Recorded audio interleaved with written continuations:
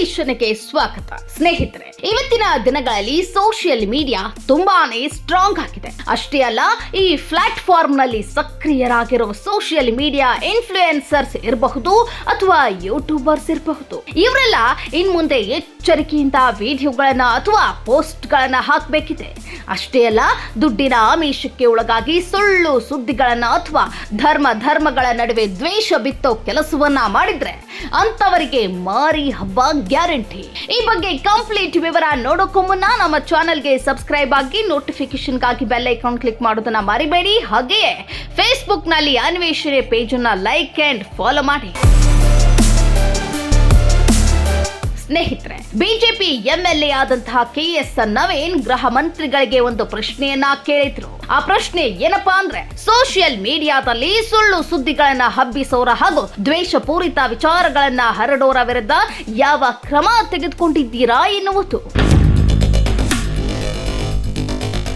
ಇನ್ನು ಈ ಪ್ರಶ್ನೆಗೆ ಉತ್ತರ ನೀಡಿರೋ ಗೃಹ ಮಂತ್ರಿಗಳಾದ ಜಿ ಪರಮೇಶ್ವರ್ ಒಂದಷ್ಟು ಶಾಕಿಂಗ್ ಮಾಹಿತಿಯನ್ನ ಸಭೆ ಮುಂದಿಟ್ಟಿದ್ದಾರೆ. ತಮ್ಮ ಸರ್ಕಾರ ಅಧಿಕಾರಕ್ಕೆ ಬಂದ ದಿನದಿಂದ ಸೋಷಿಯಲ್ ಮೀಡಿಯಾ ಮೇಲೆ ಹದ್ದಿನ ಕಣ್ಣಿಟ್ಟಿದ್ದೆ.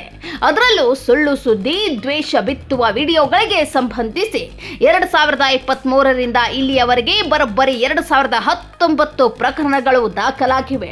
ಇದರಲ್ಲಿ ಸಮೋಟೋ ಪ್ರಕರಣಗಳೆಷ್ಟು, ದೂರು ಕೊಟ್ಟಿರೋದೆಷ್ಟು ಅಂತ ನೋಡೋದಾದ್ರೆ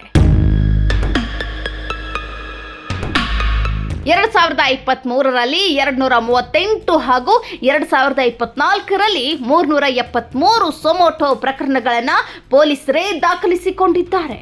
ಇದಿಷ್ಟೇ ಅಲ್ಲ, 2025ರಲ್ಲೂ ಅಂದ್ರೆ ಈ ವರ್ಷದಲ್ಲಿ ಕಳೆದ 2.5 ತಿಂಗಳಲ್ಲಿ 65 ಪ್ರಕರಣಗಳು ದಾಖಲಾಗಿವೆ.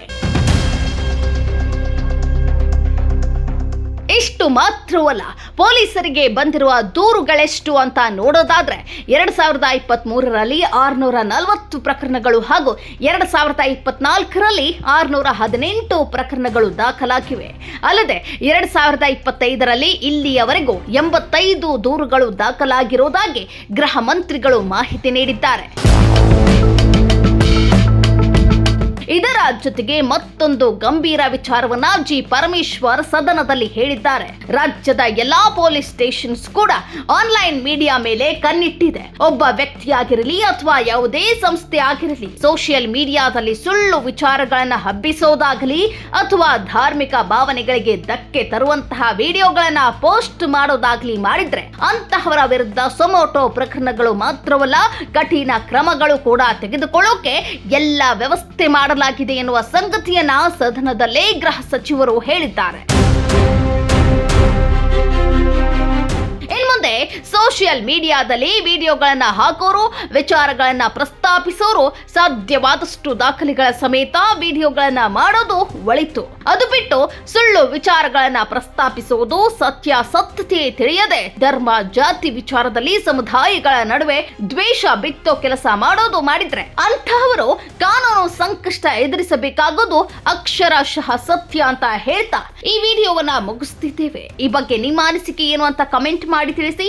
ಮತ್ತೊಂದು ಇಂಟ್ರೆಸ್ಟಿಂಗ್ ಸ್ಟೋರಿ ಜೊತೆ ಆದಷ್ಟು ಬೇಗ ನಿಮ್ಮ ಮುಂದೆ ಬರ್ತೀವಿ. ಅಲ್ಲಿಯವರೆಗೂ ಕೀಪ್ ವಾಚಿಂಗ್ ಅನ್ವೇಷಣೆ.